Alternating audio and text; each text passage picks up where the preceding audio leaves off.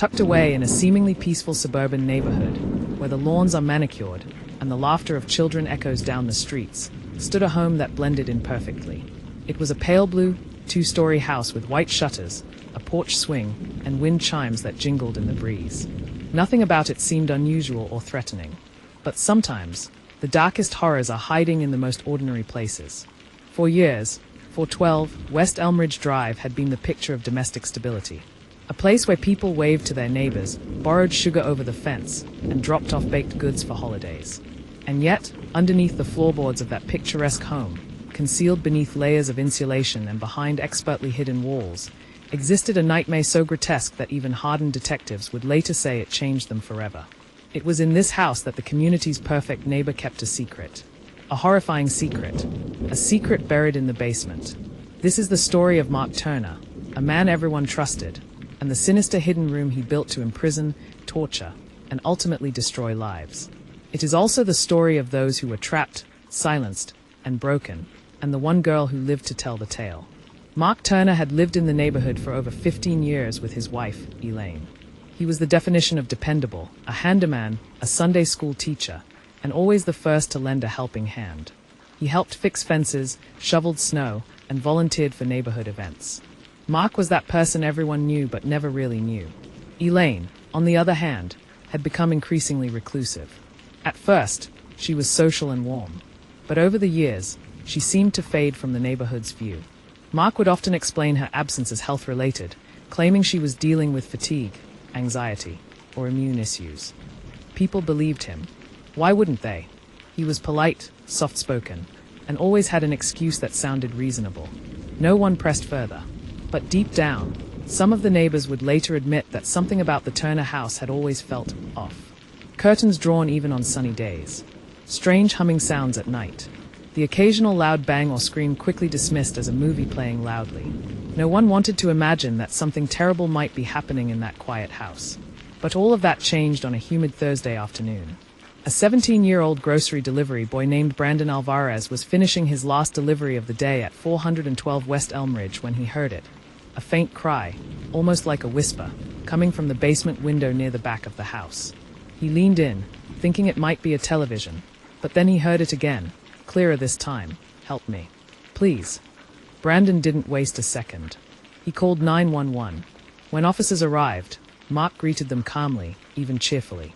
He laughed off the report, claiming his TV was on and the sounds were from a horror movie. But when police requested access to the basement, his demeanor shifted. He hesitated. He made excuses, but the officers insisted. What they found stunned them.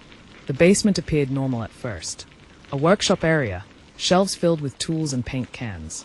But one of the officers noticed a portion of the wall sounded hollow when tapped. A little too hollow. Within minutes, they discovered a false wall, and behind it, a soundproofed, windowless room. The air was heavy with the metallic tang of blood and the stench of rot masked poorly by industrial-strength bleach. Inside the room were chains bolted to the wall, a stained mattress on the floor, surgical instruments, a video camera on a tripod, and handwritten journals stacked neatly in a corner.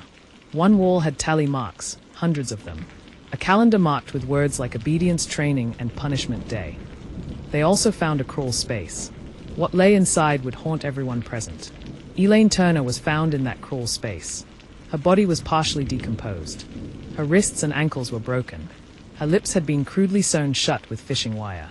Her eyes, wide open in a permanent expression of terror. It was determined she had died 3 months prior. But based on the injuries and forensic evidence, Elaine had been kept in captivity for much longer. She hadn't died quickly. She had suffered, day after day, under the same roof she once called home. The journals revealed even more. Mark had kept chillingly detailed logs of her correction sessions, describing how she failed to submit and needed discipline. In one entry, he wrote, "Elaine cried again. Weakness. Had to remind her who is in control." Elaine had been his first prisoner, but she was far from the only one. The journals detailed the lives of 3 more women. Each entry was written with clinical detachment, as if he were documenting science experiments rather than human suffering. He referred to the women by nicknames, Petal, Mouse, and Bird. Each woman had a file, a photo, personal information, schedules. One was a college student who disappeared after accepting a ride home from a church event. Another, a runaway from a women's shelter where Mark volunteered. The third, an undocumented housekeeper who vanished without anyone filing a report.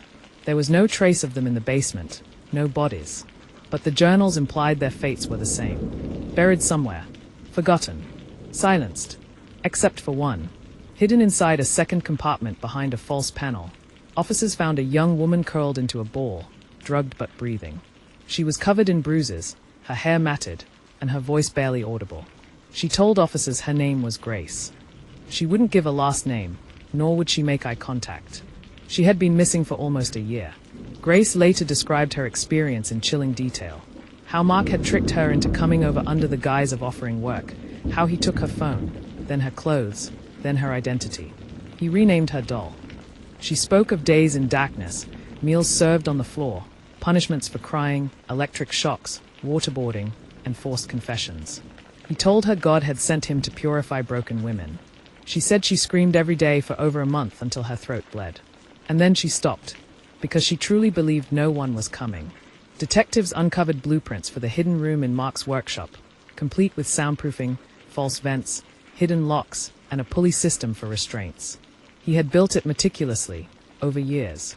They also found hundreds of tapes. Footage of the women crying, begging, being humiliated. One officer vomited. Another requested immediate leave. Mark kept trophies, strands of hair, fingernails, even a tooth in a jar. Each item labeled and dated. One final journal entry read, "The world is loud. Down here, I control the silence." He was arrested that night. The town watched in stunned horror as he was led away, calm, expressionless, like a man who had nothing left to fear. Mark Turner never stood trial. Just days before his arraignment, he was found hanging in his jail cell with a sheet tied to the vent. No suicide note, only a single phrase carved into the wall with a spoon.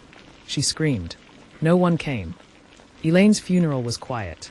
Grace was taken into protective custody. The identities of the other women were never confirmed. But the journals and the videos were undeniable. Their lives were stolen. Their pain documented. The home was deemed a crime scene. Eventually, it was demolished. In its place now stands a memorial garden with a plaque that reads, "In memory of the silenced." Neighbors still live with guilt. Some wish they had knocked on the door. Some remember little signs they brushed off. A scream they chalked up to TV. A strange smell. A drawn curtain. But no one ever imagined the friendly man next door could be a monster. No one thought horror was living just one house away. True horror doesn't always wear a mask or hide in shadows. Sometimes, it wears a smile and waves from across the street. Sometimes, it lives right beneath your feet. Mark Turner didn't just build a room. He built a world of terror, crafted meticulously in silence and sealed off from the world. And he got away with it for years because no one looked close enough. No one listened hard enough. But one girl did. One girl whispered through the floorboards. And this time, someone heard her. If stories like this strike a nerve, don't forget to like, comment, and subscribe to True Crime Hub. We uncover the crimes that hid in plain sight and give voice to the silenced. Would you have heard her whisper? Comment below. Share the warning. And remember, not every monster hides in the dark.